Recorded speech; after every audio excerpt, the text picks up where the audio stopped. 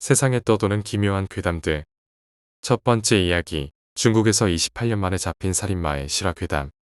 1988년 서울 올림픽의 열기가 모두의 이목을 집중시키고 있을 때 중국의 바이인 씨는 전혀 다른 상황을 겪고 있었어. 한 여성이 타살된 채로 발견되었는데 날카로운 흉기에 20여 차례나 찔렸고 무엇보다 목이 몸과 분리되어 있었기 때문이야. 2002년까지 첫 피해 여성을 포함해 9건의 살인사건이 바이인시에서 일어났고 공안은 범인을 특정하지 못한 채 욕을 먹고 있었어. 9건의 살인으로 인해 시민들은 공포와 분노에 떨며 지내야 했지. 피해자 중에는 8세 소녀도 있었는데 그녀 역시 강간의 흔적이 남아 있었어. 공안은 용의자를 특정하지 못했기에 극단적인 방법을 선택했어. 바이인시의 모든 남성을 대상으로 DNA 검사를 실시하는 것이었지. 범인이 정액을 현장에 남겼으니 잡지 못하는 게 이상하다는 말에 시민들은 불쾌했지만 대부분의 시민이 DNA 검사에 응했어. 중국에서는 공안에 저항하면 심각한 처벌을 받을 수 있기 때문에 협조하지 않을 수 없었을 거야. 긍정적으로 생각하자면 불안과 분노를 가라앉히기 위해 시민들이 협조했겠지. 하지만 공안의 극단적인 방법에도 불구하고 검거는 실패로 끝났어. 시민들의 분노는 하늘을 찔렀지만 공안에게는 어떠한 조치도 취할 수 없었어. 일반인에게 공안은 하늘보다 높다고들 하니까. 시민들의 공포와 분노는 바이인시 전체에 우울한 분위기를 만들었고 그 분위기에 휩싸여 범인은 범행을 멈추고 사라진 것처럼 보였어. 이게 대략적인 바이인시 살인 사건의 스토리야. 범인은 미지의 인물로 남았어. 시민들 사이에서는 다양한 음모론이 퍼졌지. 고위층 간부의 아들놈의 소행이다. 그래서 공안이 건드리지 못하는 거 아니냐. 군사작전의 일환이다. 첨단 로봇 같은 것일지도 모른다. 삼합회에게 거스르다 죽은 것이다. 잭 더 리퍼가 중국에 환생한 것이다. 마치 잭 더 리퍼 같지 않냐는 말이 퍼지면서 중국의 잭 더 리퍼라는 별칭이 붙었어. 범인은 살해 방식이 극악무도하고 행적이 묘연했기에 사람들은 불안에 떨었어. 강간 이후 수십 차례 복부와 등 치명적인 부위를 날붙이로 찌르고 목을 자르거나 그 인근을 훼손하는 고정된 범행 방식을 사용했기에 누가 봐도 동일범의 소행이었어.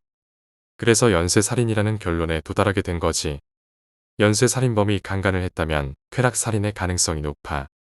피해자를 잔혹하게 살해하는 증오 타입이 얼핏 더 무섭게 보이지만 사실 쾌락 타입이 더 무서운 편이야. 내가 증오범죄의 대상이 될 정도로 누군가에게 엄청난 원한을 산 게 아니라는 전제하에서 말이야. 보통 쾌락살인에서 자주 보이는 특징이 바로 강간인데 대체로 쾌락살인은 비슷한 스타일의 이성이기만 하면 살인 대상에 들어가거나 한 발 더 나아가면 이성이기만 해도 되고 한 발 더 나아가면 사람이기만 하면 돼. 정말 드물게 생물이기만 하면 상관없다는 식도 있어. 농장주를 살해한 놈이 닭들도 정성스럽게 모가지를 따놓고 간살해가 존재하니까. 그렇게 바이인시 살인 사건의 범인은 역사의 뒤편으로 안개처럼 사라지다가 공안에 붙들려 세상의 모습을 드러내게 돼. 2016년 8월의 일이니 첫 범행 이후 28년 만에 검거된 범인의 정보가 알려지자 중국인들은 충격에 떨었어. 그는 공업고등학교에서 매점을 관리하며 살고 있던 가오 청융이었어. 연쇄살인범이 매점에서 학생들과 직접적인 접촉이 가능한 상태였으니 공안에 대한 분노도 커졌고 진범이 맞냐는 불평도 터져나왔지. 그럼 이제 가오 청융에 대해 알아볼까? 그는 1964년 11월 10일 간수 성난조 위중현에서 태어난 남성이었어. 그의 집요한 성격은 과거에서도 드러나는데 그는 비행기 조종사가 되려는 꿈을 가지고 있었어. 몇 차례나 시험에 낙방한 후에야 그 길이 자신에게 맞지 않음을 인정하고 더 이상 수험장의 모습을 드러내지 않았지. 그런데 가오청융은 비행기 조종사라는 꿈 이외에는 다른 대책을 세워두지 않은 듯해. 그는 여러 공장을 떠돌며 일용직으로 전전했어. 그러다 1988년 바이인시에 들어오면서 이곳에 정착하게 됐지. 그런 그가 5월 26일에 첫 범행을 저질렀으니 공안은 이를 이상하게 생각할 수밖에 없었고 그가 다른 지역에서 2건의 살인을 저질렀다는 전적도 밝혀냈지. 그는 꿈을 이루지 못한 열등감 탓인지 우울하고 냉소적인 분위기의 남성이었어. 본인도 타인과 굳이 친해지려는 노력을 하지 않았고 사람들이 좋아할 만한 분위기의 사람은 아니었기에 혼자 조용히 지내는 시간이 많았어. 그는 그런 시간이 더 즐거운, 흔히 말하는 내향적인 성격이었어. 그렇지만 두 아들에게는 헌신적인 아버지였어. 자신의 좌절을 아들들도 경험해선 안 된다고 생각했는지 교육에 드는 비용에는 절대 인색하게 굴지 않았어. 아들들도 아버지의 뜻을 알았는지 공부에 소질이 있었던 건지 두 아들 모두 명문대에 진학했고 마을 사람들은 가오 청룡을 부러운 시선으로 바라보곤 했어.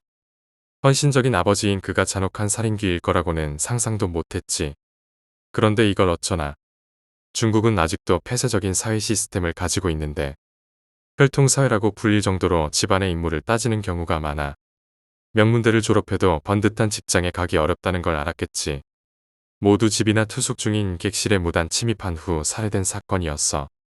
모두 바이인시에서 발생했지만 땅덩어리가 넓은 중국인 만큼 바이인시도 넓은데 다양한 지역에서 살인을 저질렀기 때문에 총지휘를 맡을 관할지를 정할 때 공안 내부에서 마찰이 있었어. 그리고 다양한 연령대 8세에서 29세 사이에 피해자들이 존재했기 때문에 용의자를 특정하기가 어려웠어. 이런 점들은 쾌락 살인마를 잡는 데 많은 시간이 걸리는 전형적인 이유 중 하나야. 가오는 아마 어느 정도 안심하고 노후를 설계하며 살고 있었을 확률이 높았을 거야. 1988년부터 2002년까지 14년에 걸쳐 살인을 저지르면서도 잡히지 않았고 이후 수사가 더 이상 진전을 보이지 못하는 걸 보고 완전 범죄라고 생각했겠지. 잭 더 리퍼라 불리기도 하고 잭 더 리퍼는 결국 영구 미제 사건으로 남았으니 공안을 비웃으며 자신도 잡히지 않을 거라고 확신했을 거야. 마지막 살인 후 14년이나 지났고 아들들도 명문대에 진학했으며 2013년부터는 숙박이 가능한 공업고등학교 내 매점에서 일가족이 매점 관리를 하면서 정상적인 삶을 살고 있었으니까. 또한 공안의 대대적인 DNA 검사에서도 빠져나갔으니 더 이상 공안이 뭘 할 수 있겠냐는 오만한 범죄자의 심리를 가지고 있었을 거야. 그래서 신원이 훤히 드러나는 직업을 이어가고 있었겠지. 두려움에 떨었다면 절대 할 수 없는 행동이니까. 하지만 의문점이 하나 들 수밖에 없어. 가오 청룡은 에드워드 캠퍼처럼 속전속결로 살인을 끝낸 것도 아니고 알버트 핏이나 치카틸로처럼 교활하지도 않았어. 파커 레이처럼 은폐된 이동식 살인 현장을 가지고 있지도 않으며 히어도어 번디처럼 우수한 지능이나 법률 전문가도 아니었고 심슨처럼 법률단을 통째로 고용할 정도로 돈이 많지도 않았어. 평범한 노동자에 불과한 가오 청룡이 공안의 DNA 검사에서 빠져나갈 수 있었던 이유는 무엇일까? 그건 가오 청룡의 능력이 아니라 공안의 수사에 커다란 허점이 있었기 때문이야. 눈치 빠른 사람들은 이미 알겠지만 그 허점이란 바로 호적이었어. 공안은 용의자를 특정하지 못했지만 연쇄적으로 일어난 동일범의 살인사건을 봤을 때 바이인시에 거주하는 남성이라는 것만은 분명했어. 그래서 바이인시에 사는 모든 남성을 용의자로 특정하고 DNA 검사를 시행했는데 그 기준이 바로 호적이었어. 우리나라로 치면 내가 부산 사람이라면 부산시에 존재하는 등본을 모두 발급받아 거기에 기재된 모든 남성을 용의자로 특정하고 DNA 검사를 시행했다고 보면 돼. 그렇게 되면 일부 남성들은 자연스럽게 수사망 밖으로 내쳐지게 되는 거지. 부산에 거주하지만 전입신고를 하지 않아서 서류상으로는 다른 지역에 거주하는 사람들. 예를 들면 도피한 범죄자. 사체를 써서 흔적을 남기고 싶지 않은 사람들. 불법 체류자. 전입신고에 수고를 할 필요가 없는 하숙인. 고시원 거주자. 주말 부부 생활을 하는 노동자 등이 이에 해당해. 이는 무시할 수 없는 양이야. 이런 이유로 대대적인 수사를 한 가치가 없다고 봐도 무방할 정도로 많은 용의자가 빠져나가게 됐어. 가장 가능성이 높은 도피범, 불법 체류자가 수사망에서 빠져나갔기 때문에 공안은 또다시 극단적인 수사법을 활용하게 됐어. 이번에는 호적 등재 여부와 상관없이 현재 바이인시에 존재하는 모든 남성의 DNA와 범인의 DNA를 비교해 보자는 거였지. 친척 집에 들렸다고. 상관없어. 우리는 공안이니까. 관광 왔다고. 우리 공안이라니까. 불법 체류자 이 새끼야. 우리는 공안이니까 따라와. 이런 식으로 극단적인 방법을 사용해 결국 공안은 바이인시 살인 사건의 범인인 가오 청룡을 검거하게 됐어. 이 사실을 들은 사람들은 허탈함에 쓴웃음을 지을 수밖에 없었지. 단순하지만 큰 허점으로 인해 자기도 모르게 빠져나간 살인마를 잭 더 리퍼라던가 미국의 요원이라던가 하는 소설 같지도 않은 음모론이 퍼져 있었으니까. 공안이 게으른 건 아니었지만 번번이 호적으로 특정하는 큰 허점이 있었기에 가오 청룡은 본인의 능력과는 별개로 수사망에서 빠져나갔다기보다는 쫓겨난 셈이야. 결국 공안이 그를 검거하기까지 28년 3개월이라는 엄청난 세월이 걸렸어. 그동안 가오청룡은 주변에서 효자라던가 훌륭한 부모로 인식되었고 아들들에게 정직하고 올곧게 살라는 조언을 하며 지냈지. 그는 양심이 없다는 재능이 있었어. 8세 소녀를 강간 살해한 인간이 정직과 올곧음을 입에 올린다니.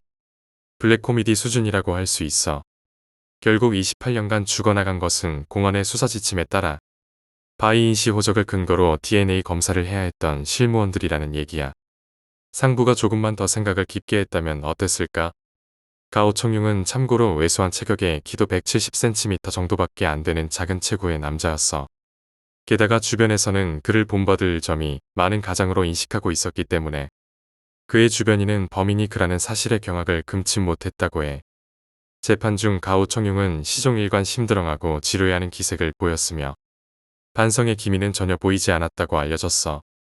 비공개 재판이었지만 유가족은 그 재판을 지켜볼 수 있었으니 그들이 분노에 밝힌 정보겠지. 그들은 분노할 만하고 비공개 재판의 정보를 일부 밝힐 자격도 있는 사람들이야.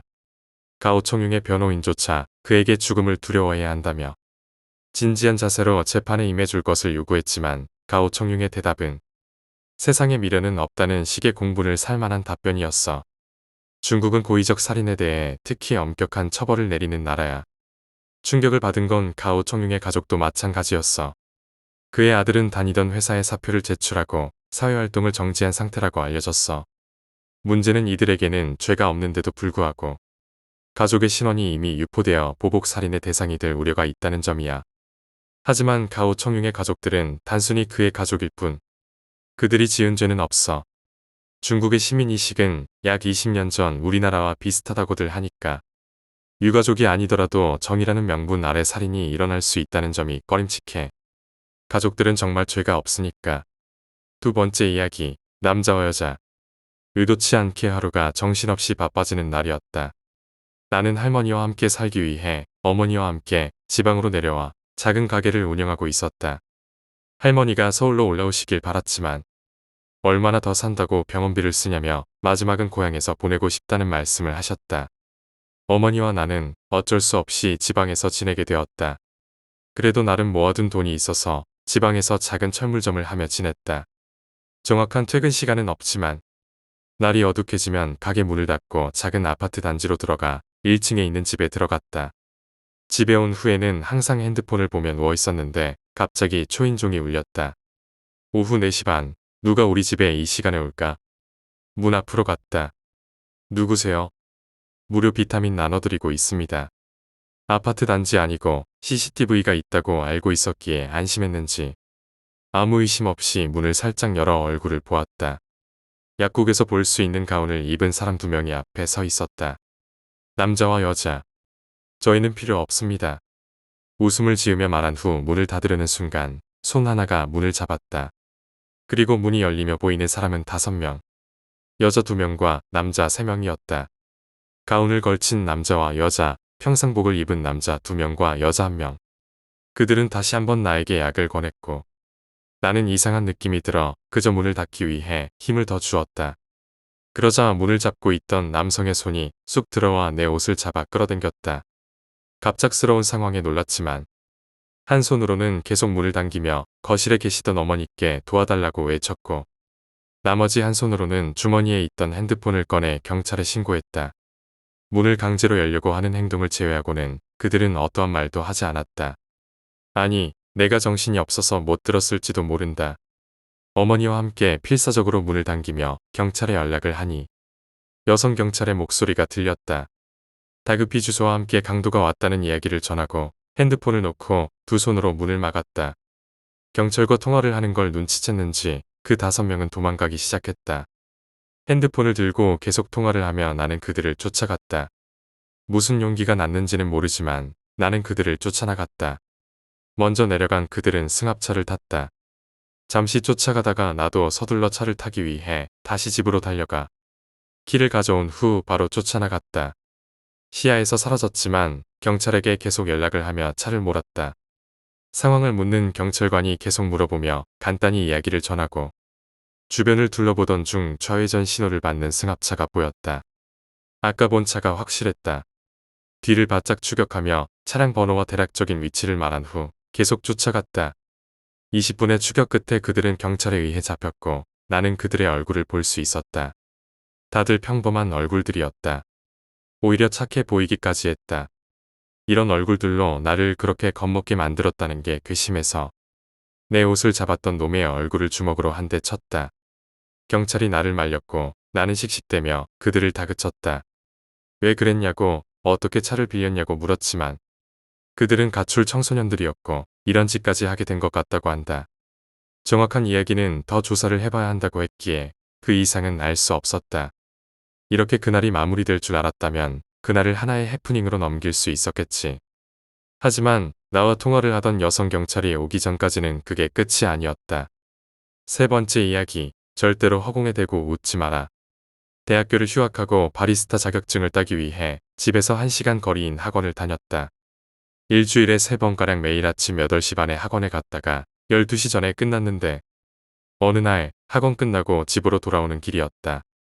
버스에서 내리고 환승 구간에서 내릴 때쯤 마지막으로 버스 뒷좌석을 훑어보았다. 아무도 없었다. 무의식적으로 나 혼자 남았군 하며 생각하며 내렸다. 차고지에서 집으로 가는 방향 버스를 탔다. 버스에서 내려서 집으로 쭉 걸어가는데 빨리 집에 가서 자고 싶다는 생각뿐이었다. 아파트 공동현관에 들어섰는데 엘리베이터 문이 스르르 열렸다. 지금 사는 아파트는 구식이라 자동 센서 엘리베이터가 아니라 버튼을 눌러야 층수가 올라오는데 내가 오자마자 엘리베이터 문이 열린 것이었다.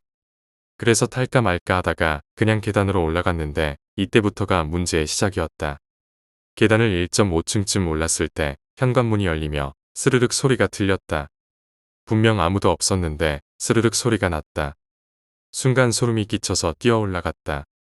집에 들어오니 몸이 노곤해져서 소파에 엎드려 잠이 들었는데 분명 거실에는 나와 바로 옆에서 컴퓨터를 하고 있는 동생뿐이었다. TV는 꺼져 있었고 내 앞 소파 앞에서 가죽 구두 걷는 소리가 들렸다. 아무도 없었는데 심지어 동생은 이어폰을 꽂고 게임을 하고 있었는데 구두 소리가 들렸다. 어른 구두 굽 소리와 여자 구두 힐 소리가 함께 들렸다. 소름이 끼치면 뭐지? 싶었다. 일단 아무도 없는데 그 소리가 들리니까 정말 소름이 끼쳤다. 이질감을 느꼈지만 애써 침착하게 아무 생각 없이 넘기려 했으나 내 몸은 온몸을 떨고 있었다. 온 감각이 다 그 소리에 집중된 상태였다. 방으로 도망치듯이 갔는데 내 옆에서 구두 소리가 들렸다. 울고 싶었다. 심장이 쿵쾅거리며 하루가 지나갔다. 시간이 지나니 구두 소리는 사라졌고 모든 환청이 내 귀에 들리는 것 같았다.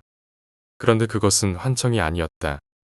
이틀 정도 잠잠하다가 집안에 아무도 없는데 나가려고 TV를 끄고 거울을 보았을 때 화장품과 로션을 들었다 놨다 하는 소리가 들렸다. 아직 나간 게 아니었구나 싶었다. 주말이 되었고 집에서 고기를 구워 먹는데 내 주위에서 저벅저벅 소리가 들렸다. 고기를 좋아하지만 체할 것 같아서 몇 점 먹고 방으로 도망쳤다. 내 침대는 2층 침대라서 칸막이에 오색실을 묶어두고 바들바들 떨며 잊으려 하며 잠들었다. 심장이 튀어나갈 듯한 느낌은 일주일 넘게 계속되었다. 정말 소름 끼치고 무서웠다. 그렇게 무서운 순간은 처음이었다. 학원에서도 입구에 들어서자마자 여자 힐 소리가 들렸고 집에서도 발자국 소리가 들리니 정말 미치겠더라. 주방에서도 요리하는데 누군가 내 뒤에 서 있는 느낌이 강하게 느껴져 목덜미가 쭈뼛 섰다. 그러다가 뒤에서 작게 휘파람 소리가 들려 기절할 뻔했다. 허공에다 주먹을 날리며 혼자 소리를 질렀다. 오죽하면 절에 가고 싶었을까? 2주쯤 지났을까 드디어 갔구나라는 걸 느낀 순간이 있었다. 2주쯤 흐른 어느 일요일 밤이었다. 나는 그동안 의식하지 않으려 했고 아무것도 모른다고 생각하며 일상생활을 했는데 귀에서 중문이 열리는 소리가 들리고 신발장이 열리고 닫히는 소리, 현관문이 열리고 닫히는 소리가 들렸다. 드디어 갔구나라는 느낌이 팍 들었다. 그 후로는 편하게 지냈다. 2주 동안 집안 전체가 이질감으로 가득했고 친구를 만나도 밥이 넘어가지 않았으며 좋아하는 치킨을 시켜도 먹지 못했다. 덕분에 5kg가 빠졌고 미치는 줄 알았다. 이젠 허공을 함부로 쳐다보지 않는다. 한 곳을 계속 쳐다보지도 않는다. 그리고 집 현관문에 부적을 붙였지만 소용없다는 걸 느꼈다.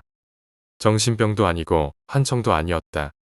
정말로 듣고 느끼며 귀신이 있다는 걸 느꼈다. 보이지는 않지만 그 느낌은 확실했다. 이후로 더 예민해졌다. 아무튼 2주 동안 정말 무서웠고 식은땀을 흘리며 심장 발작이 일어나는 줄 알았다. 이건 실화 경험인데 믿으면 믿고 아니면 말겠지. 네 번째 이야기. 실제로 도둑놈을 잡아봤다. 몇 년 전 백화점 보안요원으로 일했을 때 있었던 실화다. 군 제대 후 복학하기 전까지 아르바이트로 일하려 했지만 집안 사정으로 복학하지 못하고 1년 반 정도 더 일하게 됐다. 말이 백화점이지 대형 백화점의 별건보다 작은 소형 백화점이었다. 크기가 작다 보니 보안 직원 수도 적었고 주간 4명, 야간 3명으로 근무했어. 그마저도 돌아가며 휴무를 해야 해서 야간에는 2명이서 근무하는 날이 대부분이었다. 나는 처음 시작할 때부터 그만둘 때까지 야간 근무만 했는데 야간 보안의 업무는 다음과 같았다. 출근 후 폐점까지 상황실에서 모니터링, 폐점 시 직원들 검문, 폐점 후 미화팀 출입 통제. 그 후에는 미화팀이 청소를 마치면 순찰 겸 소등을 하고 동틀 무렵에 지하 마트로 들어오는 납품 차량을 점검하는 것이 주요 업무였다. 급여는 적었지만 12시간 근무에 4시간의 휴게 시간도 있었고 식사도 제공되어 어찌 보면 괜찮은 직장이었다. 게다가 아르바이트로 시작했지만 1년 반이나 일하다 보니 직급도 생겨서 나중에는 야간 팀 책임자가 됐다. 그날도 여느 날과 다름없이 일과를 마쳤다. 같이 일하던 동생이 먼저 휴게 시간을 가졌고 나는 그 사이 순찰과 소등 업무를 마치고 상황실에서 모니터링을 했다. 교대 시간이 되어 동생과 자리를 바꿨고 지하 휴게실로 내려가자마자 잠이 들었다. 한창 꿀잠을 자고 있던 중 상황실에 있는 동생에게서 다급한 무전이 들려왔다. 형님, 큰일 났습니다. 도둑 든 것 같습니다. 나는 비몽사몽인 와중에 도둑이라는 단어를 듣고 벌떡 일어나 무전기에 대고 외쳤다. 도둑이라니 무슨 소리야? 장난치는 거 아닙니다. 빨리 올라와 보십시오. 평소 친하게 지내며 장난도 잘 치던 사이였지만 자고 있는 나를 깨워 거짓말을 할 친구가 아니었다. 나는 후다닥 상황실로 올라갔다. 상황실에 도착하니 동생이 CCTV 화면을 보여주며 누군가 좁은 문틈 사이를 기어 들어오는 장면을 보여줬다. 이쯤 되면 문틈이 어떻게 있냐고 궁금해할 텐데 사실 출입 통제 업무가 순찰을 제외한 야간 보안의 주된 임무인데 짬이 차다 보니 게을러져서 셔터문을 사람 한 명이 기어갈 정도로만 내려놓고 CCTV로 감시만 했었다. 그놈이 들어온 타이밍은 마트 납품 차량을 위해 틈을 만들어 놓은 시간대였다. 이미 엎질러진 물, 경찰을 부르면 큰일이 날 것 같아서 결국 우리끼리 그놈을 잡기로 하고 모든 CCTV를 뒤졌지만 전층이 다 소등된 상태라 비상구로 돌아다니는 그놈을 찾을 수 없었다. 최후의 수단으로 각 층마다 설치된 사설 경비업체 시스템을 작동시켜 봤더니 2층에서 신호가 감지됐다. 동생과 나는 귀찮아서 입지도 않던 방검복을 입고 3단봉을 허리춤에 차고 2층으로 향했다. 막상 2층에 도착해 동선을 나눠서 둘러보는데 사방이 컴컴한 데다 어딘가 도둑이 있을 거라는 생각에 정말 겁이 났다. 2층은 스포츠 브랜드 전문 매장이었는데 층 전체에서 가장 숨을 곳도 많고 마네킹도 많아서 평소에도 순찰할 때 제일 쫄리는 장소였다. 한참을 둘러봐도 찾지 못해 동생과 합류했을 때 비상구 근처 창고에서 물건이 떨어지는 소리가 들렸다. 소리가 나는 쪽으로 쳐다보는 순간 그놈이 비상구로 미친 듯이 뛰어갔고 우리도 그놈을 발견하자마자 뒤쫓았다. 미리 모든 차단문을 막아놔서 뛰어봤자 벼룩이라며 뒤쫓았는데 그놈이 차단문 스위치를 어떻게 알았는지 누르고 있었다. 다행히 건물이 오래돼서 문이 열리는 속도가 더뎠고 그 사이 우리는 그놈을 따라잡았다. 그런데 그놈도 우리가 오는 걸 보고 차단문을 포기하고 지하주차장으로 다시 도망가기 시작했다.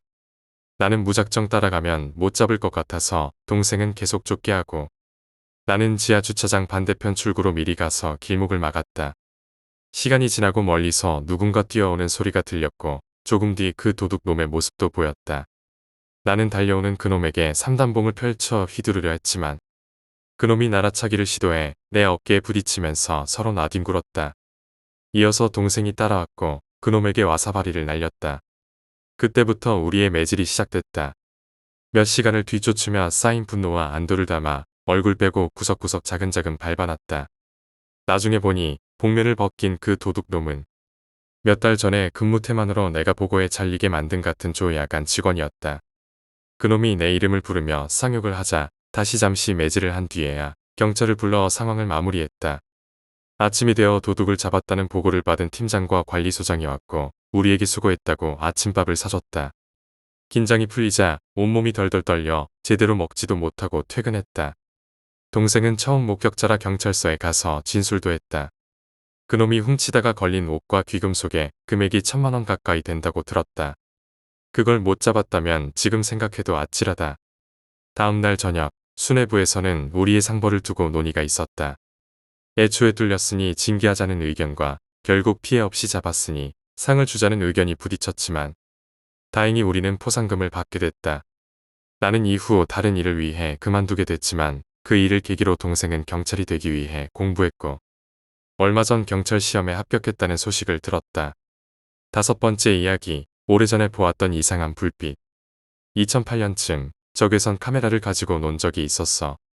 비싼 건 아니고 당시에 3만 원 정도면 살 수 있는 적외선 필터가 없는 웹캠에 적외선 몇 개를 붙여 만든 카메라였어. 그 카메라로 간단한 프로그램을 만들면서 놀던 시절이 있었어. 어느 날 저녁 내 노트북이 밝지 않아서 방불을 켜지 않고 카메라로 이것저것 녹화하고 있었지. 그러던 중 방 창문 너머로 웬 불빛이 들어오는 걸 봤어. 어떤 차가 우리 집 앞에 헤드라이트를 켰나 싶었지. 그렇게 별 생각 없이 지나갔어. 그런데 녹화한 영상 중 하나에서 이상한 장면이 있었어. 그 정체불명의 구형 불빛이 내 앞에 나타나서 내 뒤로 사라지는 거였어. 그런데 동영상 속 나는 아무렇지 않게 컴퓨터를 하고 있었어. 만약 눈에 보이는 빛이었다면 깜짝 놀랐겠지만 그렇지 않은 걸로 봐서 눈에 안 보이는 빛이었던 것 같아.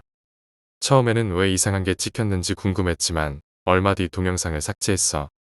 나중에 생각해보니 그때 내 방 창문 너머로 들어왔던 헤드라이트 같은 불빛도 그 불빛이 아니었을까 싶었어. 왜냐하면 내 방은 4층이라 헤드라이트가 들어올 수 없는 위치였거든. 게다가 그 골목길 구조상 차가 들어올 수도 없는 곳이었어. 6번째 이야기, 실제로 죽을 뻔했다. 나는 이사를 자주 했는데 한때 빌라에 살았었어. 5층짜리 빌라였고 승강기도 없었어. 앞에는 조그마한 마당이 있었고 항상 우리 집 앞에는 벤츠 한 대가 주차되어 있었어. 꽤 좋은 차였어. 그 지역에서 그런 차가 있으면 꽤 잘 사는 사람이었다는 뜻이었지. 그저 잘 사는 이웃이 있나 보다 하고 이웃들과 친하게 지냈어. 이제부터 내 창자가 썰려서 밥 반찬 될 뻔한 이야기가 시작된다. 여름에 어떤 놈이 자꾸 기웃거리는 거야. 일주일에 2~3번 꼴로 본 것 같아. 그 정도로 봤다면 거의 매일 왔다는 뜻이지. 나는 그때 왜 그 놈이 그렇게 기웃거리는지 몰랐어. 그냥 집을 보러 왔나 싶었지. 그런데 겨울이 왔어. 그때는 눈이 펑펑 내리던 때였어. 30cm 정도 눈이 쌓였지. 새벽 1시가 됐는데 그 미친 놈이 그 시간에 가죽으로 무장하고 나타난 거야. 가죽 장갑에 가죽 재킷, 가죽 바지, 심지어 삭발까지 하고. 나는 세상에 저런 사람도 있구나 싶어서 신기해하며 창밖을 보고 있었어. 그런데 나는 밖에서 내가 안 보이는 줄 알았어.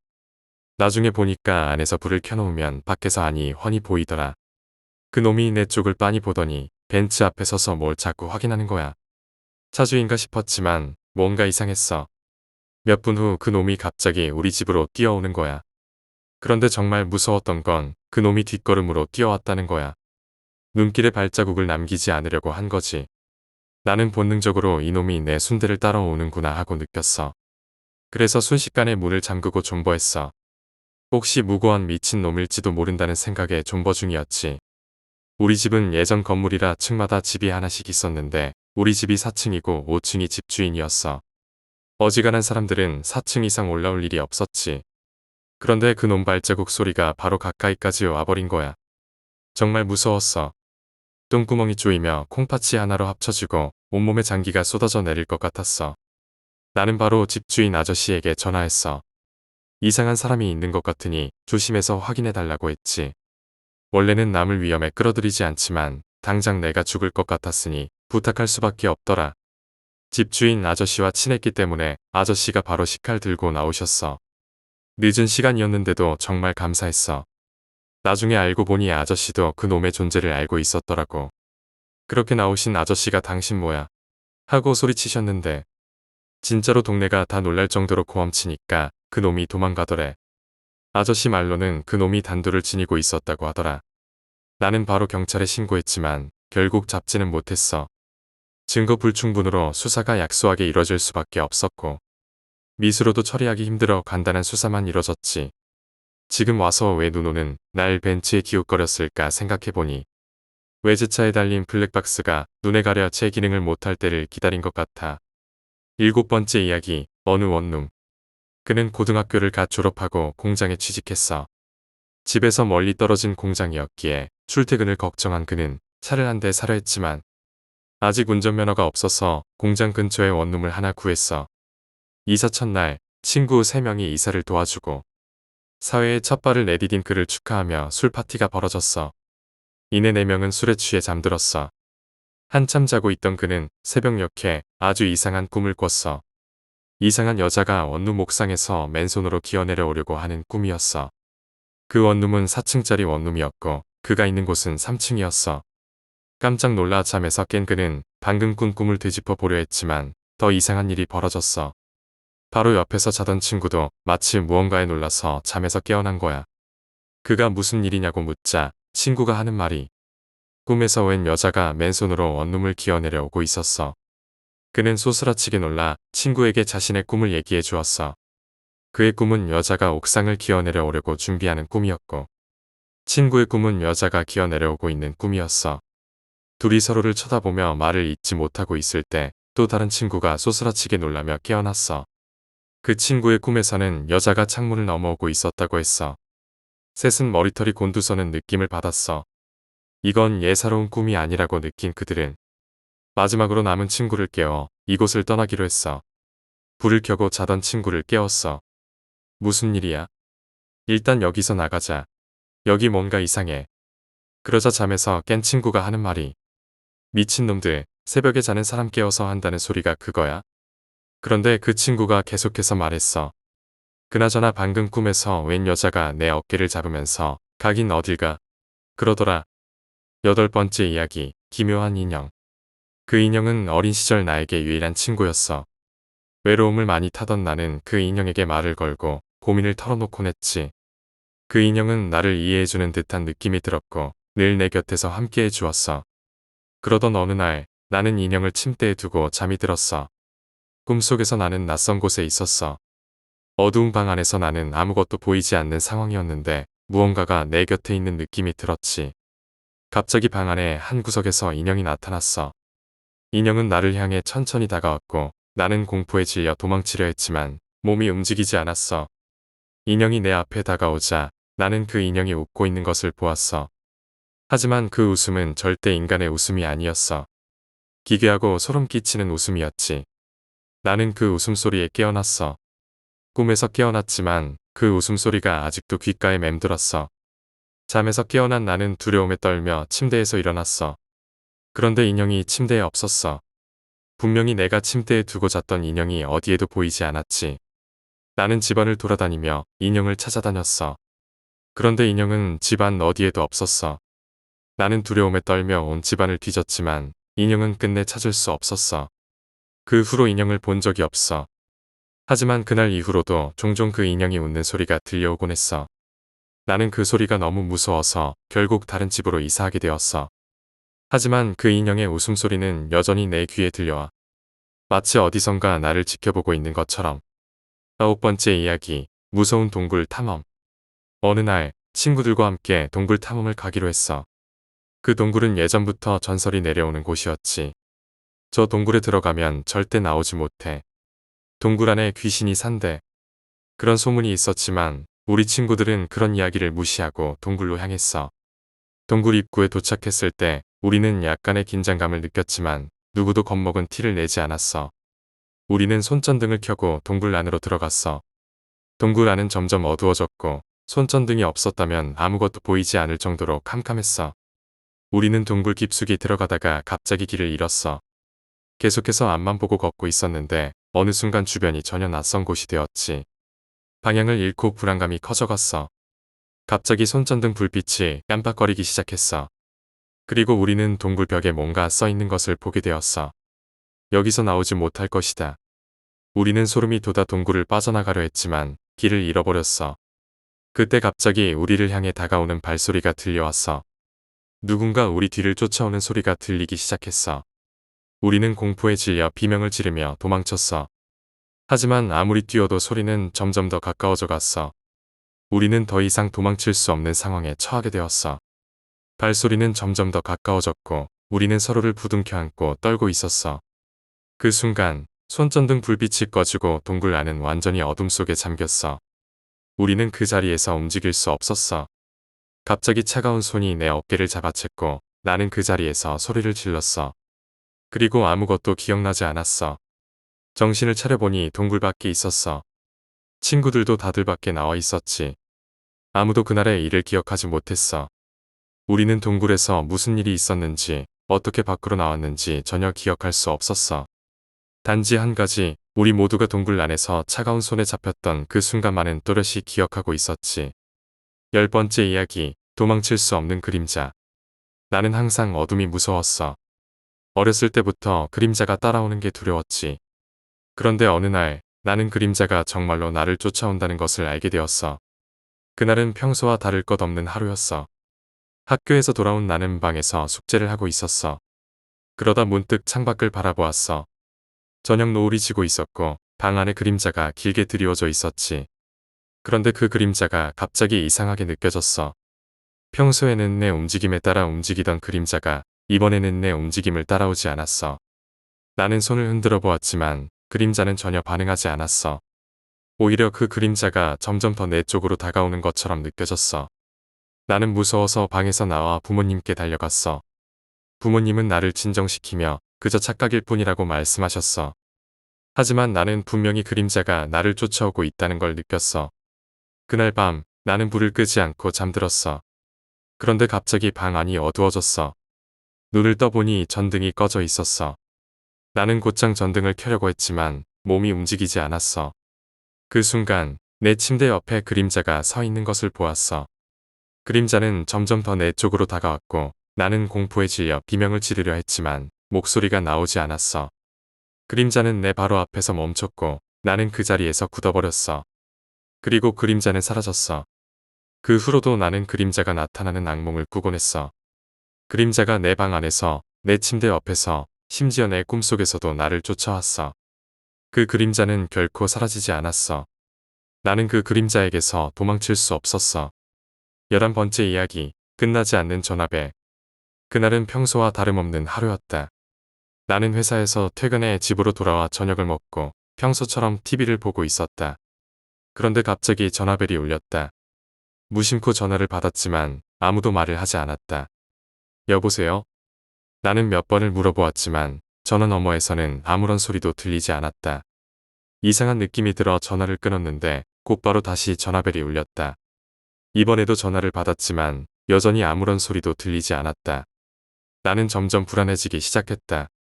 세 번째 전화벨이 울렸을 때 나는 주저하지 않고 전화를 받았다. 여전히 아무도 말을 하지 않았지만 이번에는 희미한 숨소리가 들렸다. 그 소리는 점점 더 크게 들려왔고 마치 내 바로 옆에서 들리는 것처럼 느껴졌다. 나는 공포에 질려 전화를 끊었다. 그날 밤 나는 더 이상 전화벨이 울리지 않기를 바라며 잠들었지만 한밤중에 전화벨 소리에 다시 깼다. 이번에는 전화를 받지 않으려고 했지만 전화벨은 멈추지 않고 울려댔다. 결국 나는 전화를 받았고 이번에는 누군가가 작은 목소리로 말을 하기 시작했다. 넌 내게서 도망칠 수 없어. 나는 그 말을 듣고 얼어붙었다. 너무 무서워서 전화를 끊으려 했지만 전화가 끊기지 않았다. 그 목소리는 계속해서 반복되었다. 넌 내게서 도망칠 수 없어. 나는 공포에 질려 결국 전화선을 뽑아버렸다. 하지만 끔찍한 일은 여기서 끝나지 않았다. 전화선을 뽑았는데도 불구하고 전화벨이 다시 울리기 시작한 것이다. 나는 더 이상 참을 수 없어서 집을 뛰쳐나갔다. 밖으로 나가니 전화벨 소리는 더 이상 들리지 않았다. 하지만 집으로 돌아가기가 두려웠다. 나는 결국 경찰에 신고했고 경찰이 집으로 와서 전화를 확인했지만 아무런 이상도 발견하지 못했다. 그 후로도 한동안 나는 그 전화벨 소리가 다시 들릴까봐 두려워했다. 그리고 가끔씩 그 전화벨 소리가 내 머릿속에서 울리는 듯한 느낌이 들곤 했다. 나는 그 전화의 정체를 결코 알지 못했다. 12번째 이야기, 마지막 버스. 어느 날 밤 나는 친구들과 늦게까지 술을 마시고 집으로 돌아가려고 버스를 탔다. 이미 시간이 늦어서 그 버스는 마지막 버스였다. 버스 안은 거의 비어 있었고 몇몇 사람들이 피곤한 표정으로 앉아 있었다. 나는 버스 맨 뒷자리에 앉아 창밖을 바라보고 있었다. 그런데 시간이 지날수록 버스 안의 분위기가 이상해지기 시작했다. 버스가 출발하고 나서 몇 정거장을 지나쳤을 때 승객들이 하나둘씩 사라지기 시작한 것이다. 분명히 아무도 내리지 않았는데 승객들은 하나둘씩 자리를 비웠다. 나는 점점 불안해졌다. 그러다 갑자기 버스 안에 있던 승객들이 모두 사라지고 나 혼자만 남아있는 것을 깨달았다. 그때 버스 기사가 나를 쳐다보며 말했다. 이 버스는 여기서 끝이야. 나는 놀라서 자리에서 일어나 버스 문으로 달려갔다. 하지만 문은 열리지 않았고 버스 기사는 그저 미소만 지으며 나를 바라보았다. 나는 당황해서 어쩔 줄 몰라 하다가 버스 안에서 나오기 위해 온갖 방법을 시도했다. 하지만 버스는 멈추지 않고 계속해서 달렸다. 버스 기사는 여전히 나를 바라보며 웃고 있었다. 나는 그 미소가 너무나 소름 끼쳐서 도망치려고 했지만 버스 안에서 벗어날 수가 없었다. 마침내 버스가 어두운 골목에 멈췄고 버스 기사는 내게 다가왔다. 나는 공포에 질려 그 자리에서 움직일 수 없었다.